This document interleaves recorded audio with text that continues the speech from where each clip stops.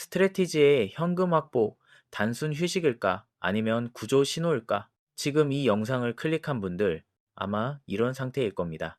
비트코인 가격은 박스를 그리며 횡보하고 있고 뉴스는 여전히 나쁘지 않고 중립적입니다. 안 사자니 날아갈 것 같고 사자니 찝찝하고요.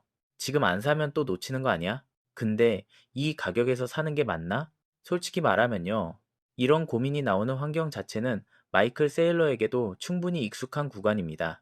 그리고 차이가 하나 있습니다. 우리는 고민하고 있고 그는 안 사기로 결정했다는 점입니다. 결론부터 말씀드리겠습니다. 마이클 세일러의 비트코인 매입 중단은 하락 베팅도 비트코인 포기도 아닙니다. 이건 지금은 수익률을 높이는 국면이 아니라 리스크를 관리해야 하는 국면이라는 판단입니다. 이걸 이해 못하면 지금 시장에서 가장 위험한 포지션을 잡게 됩니다. 이 기사에서 절대 놓치면 안 되는 포인트는 세 가지입니다. 첫째, 매도가 아니라 매입 중단. 둘째, 주식 매각을 통한 현금 확보. 셋째, 단기 조정이 아니라 장기 침체 대비라는 표현. 이건 시장용 멘트가 아닙니다. 기업 재무 판단에서 쓰는 단어인 건데요. 여기서 중요한 질문 하나 던져보죠. 마이클 세일러는 어떤 조건에서 매수를 멈추는 사람인가?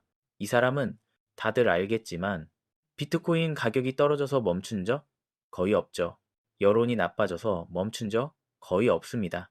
규제가 나와서 멈춘 적 이것도 거의 없습니다. 오히려 그는 비트코인이 가장 비싸 보일 때도 계속 산 사람입니다. 그런 사람이 지금 멈췄다는 건 가격이 아니라 구조를 보고 있다는 뜻입니다.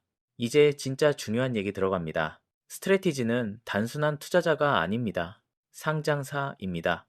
그리고 상장사는 지금 오를 것 같다는 이유로 현금을 비워두지 않습니다. 지금 스트래티지가 한 행동은 이겁니다. 비트코인은 그대로 보유하면서 주식은 일부 매각, 현금은 비중 확대. 이건 결국 무슨 의미냐? 가격 변동성이 커질 가능성을 기업 차원에서 선제적으로 반영했다는 뜻입니다. 이건 단순히 트레이딩 판단이 아니라 재무 안정성 판단이라는 거죠. 그럼 왜 하필 지금이냐? 지금 시장을 한 문장으로 요약하면 이렇습니다. 가격은 진짜 잘 버티고 있는 것 같은데 레버리지는 엄청나게 쌓여 있고 한쪽으로 너무 많고 파생시장 미결제 약정은 여전히 높고 청산맵은 한쪽으로 과도하게 쏠려 있고 그러다 보니 현물 추격 매수는 둔화되고 있는 상황이죠. 이런 구조에서 가격이 바로 위로 가는 경우는 진짜 저도 코인 인생에서 거의 본 적이 없습니다. 그럼 대신 뭐가 나오냐? 시간을 쓰는 조정 혹은 한번 털고 가는 조정이 온다는 겁니다. 그럼 이걸 아는 사람은 지금 무엇을 하느냐? 공격적으로 매수하지 않는다. 현금을 만든다. 기다린다. 팩트는 마이클 세일러가 바로 그 포지션에 서 있는 겁니다. 여기서 개인 투자자들이 가장 많이 빠지는 착각이 있습니다. 고래가 안 사면 이제 끝 아닌가? 저 뉴스를 보고 가장 크게 오해하는 부분이죠. 근데 팩트는 전혀 아닙니다. 고래는 항상 끝에서 사지 않습니다. 고래는 결국 리스크 대비 보상이 가장 좋아지는 지점에서만 삽니다. 그럼 지금은요? 리스크는 큰데 보상은 확정되지 않은 구간이라는 거죠. 그러니 멈춘 거라고 볼 수밖에 없는 겁니다. 그래서 앞으로 가능한 시나리오는 딱 세 가지입니다. 첫째, 레버리지 정리하고 나서 다시 재매입하냐. 둘째, 장기 횡보 속에서 기회를 포착하냐. 셋째, 변동성 확대 후 공격적으로 진입하냐. 이 3가지의 공통점은 하나입니다. 지금은 급할 이유가 없다는 겁니다. 이 판단을 마이클 세일러가 먼저 했다는 사실, 이게 굉장히 중요합니다. 마지막으로 이 말은 꼭 드리고 싶습니다. 마이클 세일러가 멈춘 건 공포 때문이 절대 아닙니다.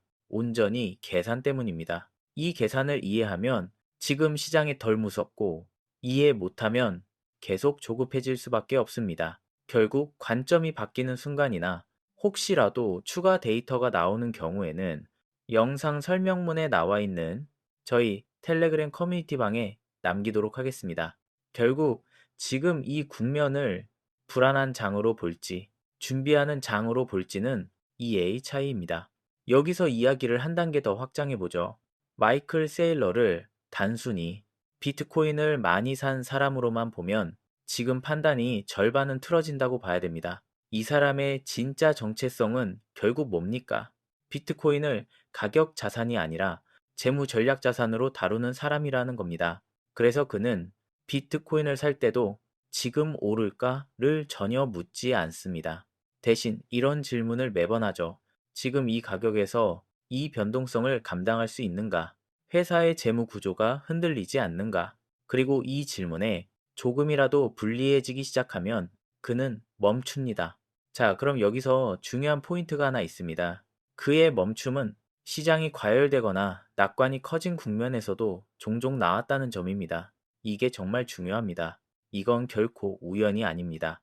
조금 더 깊게 들어가 보죠. 스트래티지는 우리가 흔히 아는 개인 투자자가 아닙니다. 상장사이고 CFO가 있고 이사회가 있습니다. 즉, 이 말은 뭐냐?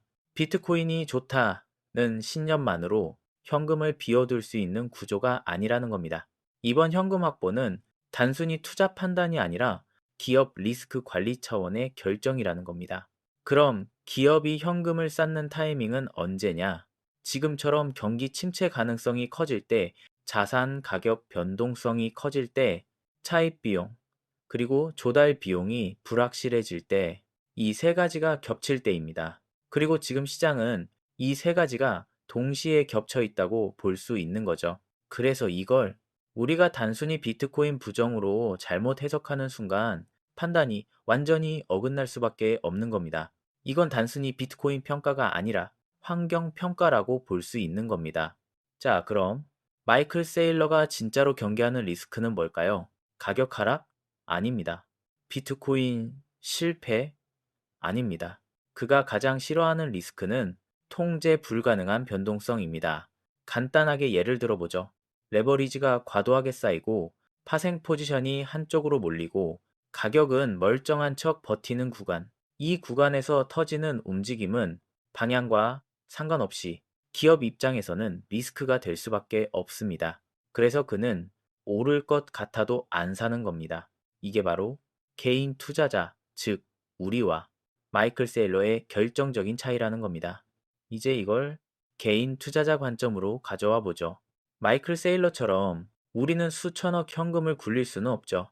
그렇다고 그의 사고방식까지 우리가 무시할 필요는 전혀 없습니다.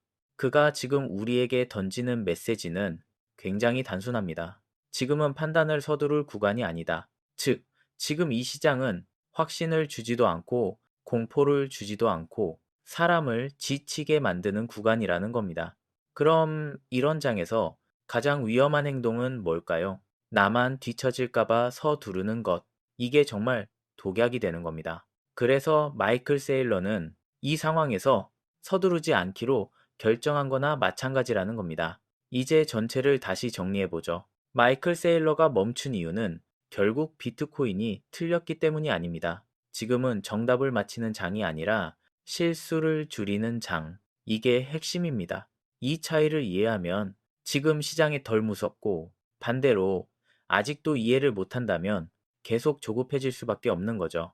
그래서 이 국면을 단순히 불안한 장으로만 볼 건지 아니면 준비하는 장으로 볼지는 전적으로 사고 구조의 차이라고 보면 됩니다.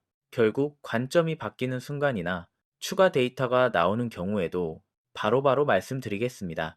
일단 지금 이 국면을 어떻게 해석하느냐가 다음 파동에서 완전히 다른 결과를 만들 겁니다. 이걸 꼭 알고 있어야 됩니다. 금일 영상이 도움되셨다면 구독과 좋아요 부탁드리겠습니다.